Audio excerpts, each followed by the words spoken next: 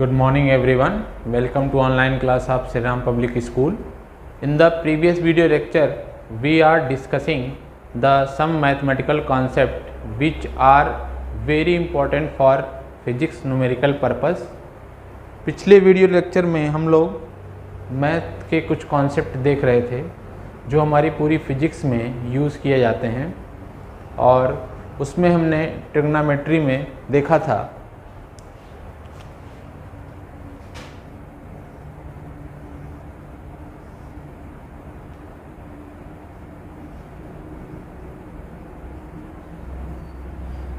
in a right angle triangle the side opposite to angle theta is called perpendicular,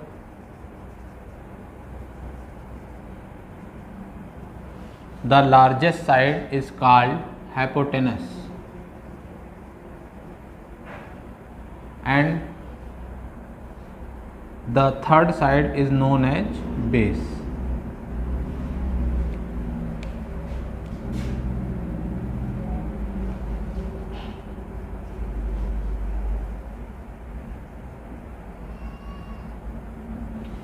किसी भी right angle triangle में angle theta के सामने वाली जो साइड होगी उसे हम परपेंडिकुलर कहेंगे, जो सबसे बड़ी साइड होगी that is called hypotenuse, and the third one side is called base. अपने पिछले वीडियो लेक्चर में हम लोगों ने इस पार्टिकुलर राइट एंगल ट्रायंगल के लिए कुछ ट्रिग्नोमेट्रिक वैल्यूज़ को भी लर्न किया था.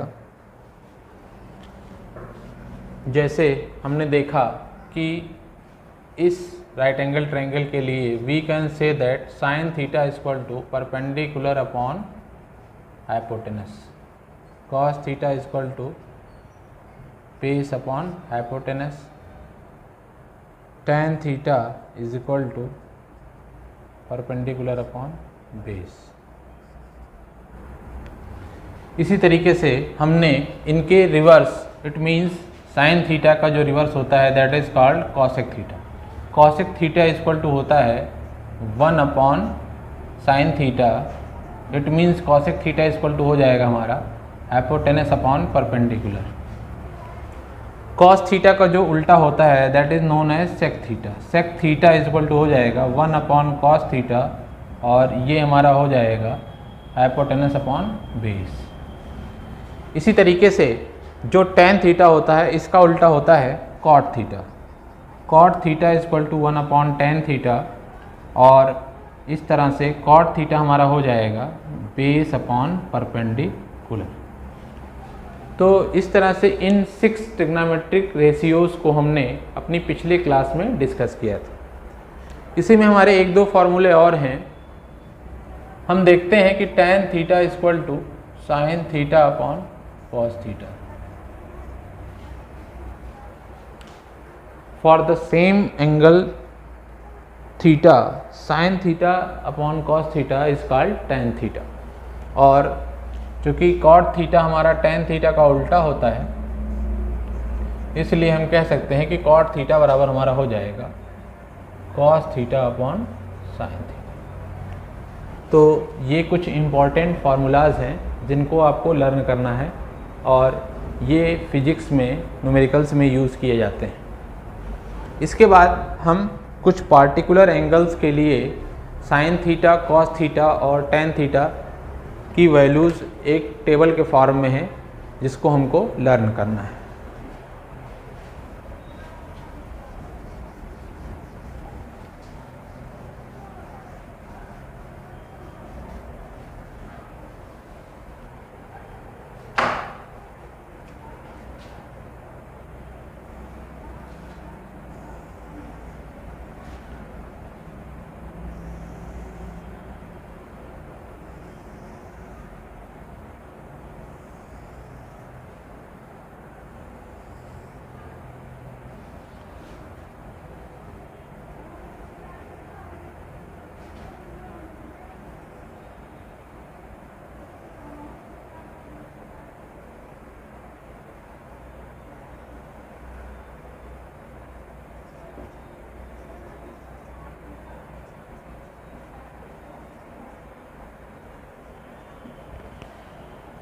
ये हमारे एंगल्स हैं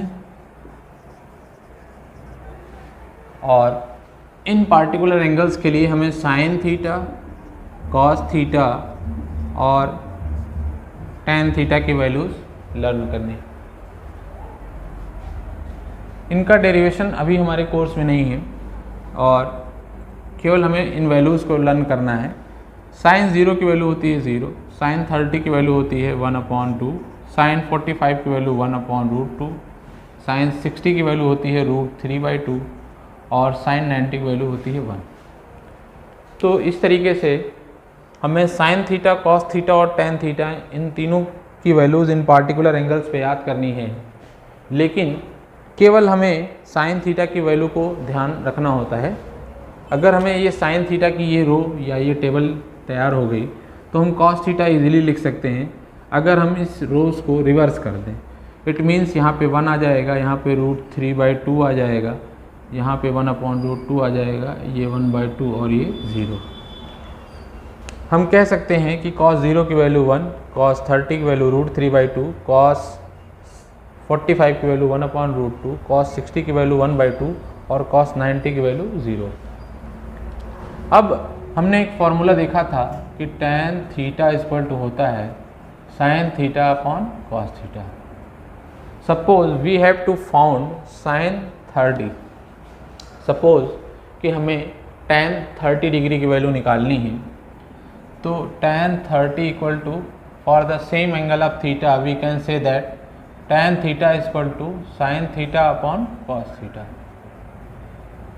tan 30 की वैल्यू हमें निकालनी है, तो हम sin 30 की टेबल में अगर cos 30 की टेबल से डिवाइड कर दें तो sin 30 की वैल्यू है 1/2 और cos 30 की वैल्यू है √3/2। 2 से 2 कैंसिल हो जाएगा और ये वैल्यू आएगी 1/√3। तो इस तरह से हमने देखा कि tan 30 की वैल्यू आएगी 1/√3। सिमिलरली हम सारे ट्रिग्नोमेट्रिक रेशियोज़ को डिवाइड करके tan थीटा की वैल्यू 0 डिग्री के लिए 45, 60 और 90 के लिए निकाल सकते हैं। इट मीन्स अगर हमें tan 0 डिग्री निकालना है तो sin 0/cos 0 ये हो जाएगा 0। इसमें अगर हम इससे डिवाइड करेंगे तो बचेगा 1, इसमें इससे डिवाइड करेंगे 2 कैंसिल होकर बचेगा √3 and 1/0 is called not defined or also said infinite. तो इस तरह से इस टेबल को हमको लर्न करना है। और टेबल क्या, अगर हम साइन थीटा की सारी वैल्यूज़ को लर्न कर लें तो उसको रिवर्स ऑर्डर में लिखने पर हमें कॉस थीटा मिल जाता है और for the same angle sine theta की वैल्यू में कॉस थीटा से डिवाइड करने पर हमें टैन मिल जाता है। तो इस तरह से इन पार्टिकुलर्स एंगल्स के लिए हमें साइन थीटा, कॉस थीटा और टैन थीटा की वैल्यू को लर्न करना है। अब हम देखते हैं कि इन वैल्यूज़ का ग्राफ में हम कैसे यूज़ करते हैं।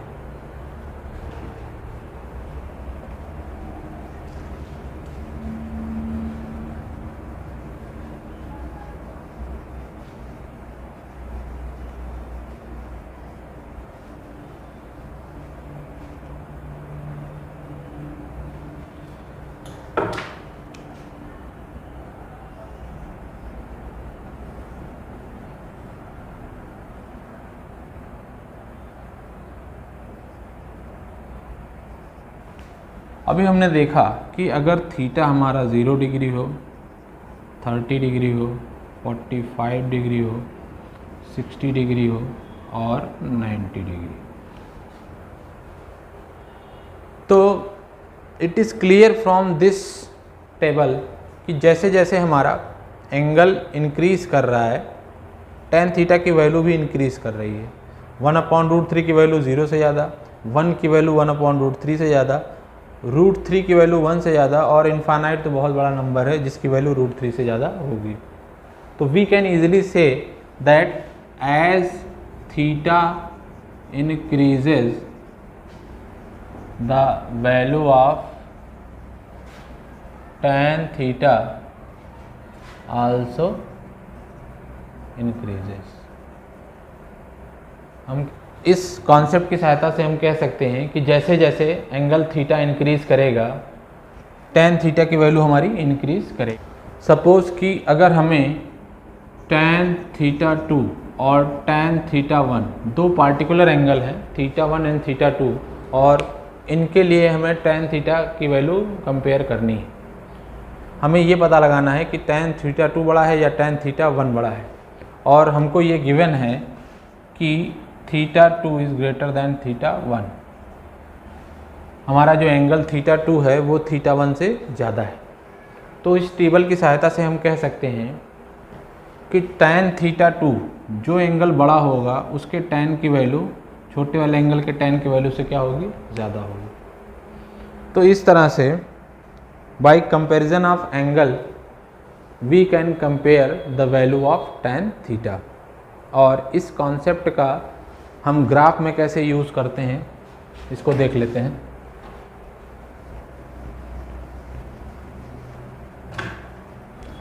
सपोज दैट हमारा कोई डिस्प्लेसमेंट टाइम ग्राफ हमें इस तरीके से मिलता है।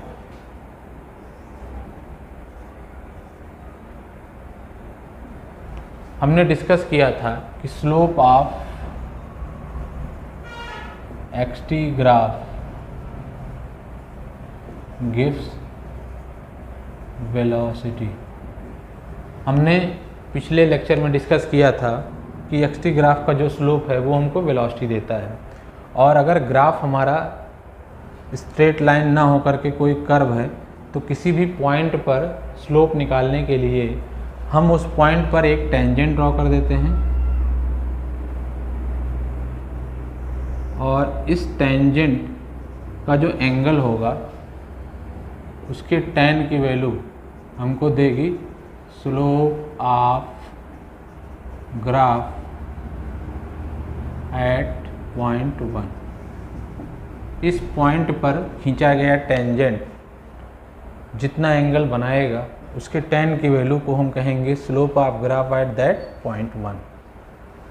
अब हम यहाँ पे दो पॉइंट्स ले लेते हैं 1 एंड 2, और ये एंगल हमारा होगा थीटा 2। पॉइंट 2 पर वेलोसिटी निकालने के लिए यहाँ पर हमने एक टेंजेंट ड्रॉ कर दिया। ये टेंजेंट हमारा एक्स एक्सिस या टाइम एक्सिस से थीटा 2 एंगल बना रहा है। हम क्लियरली देख रहे हैं कि theta 2 is greater then theta 1, और अभी हमने इस टेबल से देखा है कि जो एंगल बड़ा होगा उसके टेन थीटा की वैल्यू बड़ी होगी। तो we can easily say that tan theta 2 is greater than tan theta 1, और tan theta 2 is the m2 greater than m1। m means slope, tan theta is equal to m means slope. तो यहाँ हम देख रहे हैं इस concept से कि जो पॉइंट 2 का स्लोप है वो पॉइंट 1 से ज़्यादा है, और चूँकि slope of x t graph gives velocity, it means we can easily say that कि पॉइंट 2 पर जो बॉडी की वेलोसिटी है वो पॉइंट 1 से ज़्यादा है।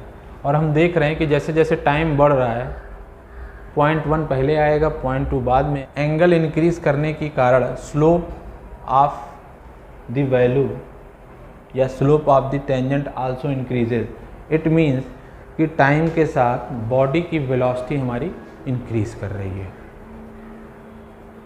तो अपने नेक्स्ट वीडियो लेक्चर में हम ग्राफ को और डिटेल्स में पढ़ेंगे। तब तक के लिए आपको इस टेबल को और इस वीडियो लेक्चर को बहुत ध्यान से देखना है और लर्न करना है। Thank you class.